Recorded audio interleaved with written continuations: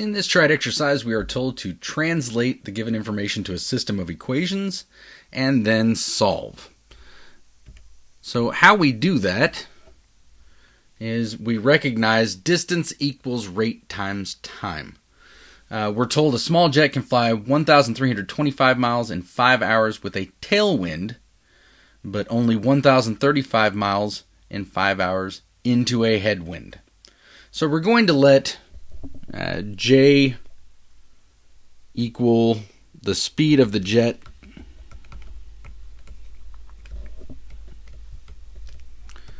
in still air,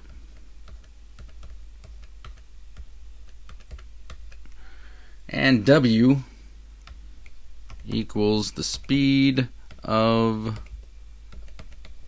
the wind.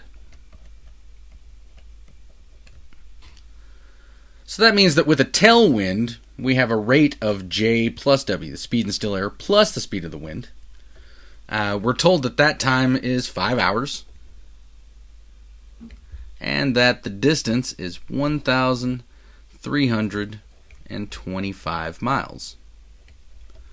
Now, with a headwind, we're going to be looking at the speed in still air minus the speed of the wind, so J minus W. The time is the same, but the distance is different, so we're going to have 1,035 miles into a headwind. Now, distance equals rate times time. So we set up these equations by taking 5, the time, 5 hours, times the rate equals the distance to get our equations. So initially we have 5 times J plus W, rate times time, equals 1,325,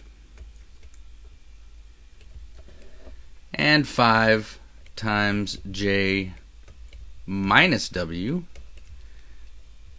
equals 1,035. So there is our system of equations. So let's distribute the 5.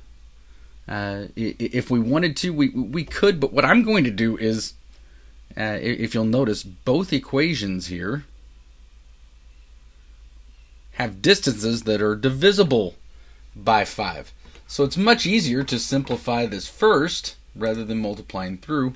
We just divide both sides by 5. So on one side, we have 1,325, or with one equation, we have 1,325 divided by 5, and that equals 265. So that's going to give us J plus W equals 265. That value that we just found of 1,325 divided by 5.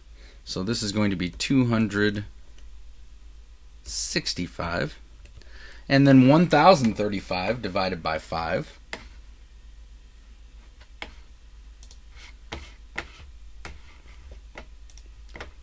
(1,035) divided by 5 is going to equal 207. So then we come back and J minus W equals 207. So now if you'll notice, if we just add the second equation to the first, the W's, the speed of the wind, is going to cancel out. So that's going to give us J plus J is 2J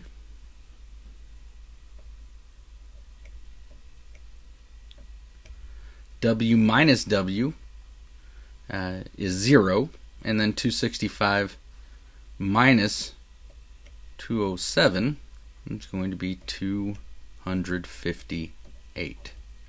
Now notice also that we could simply add these, but we're not looking for the speed of the wind. We could subtract these, and then the J's would cancel. We'd end up with 2W equals the difference of 265 and 207.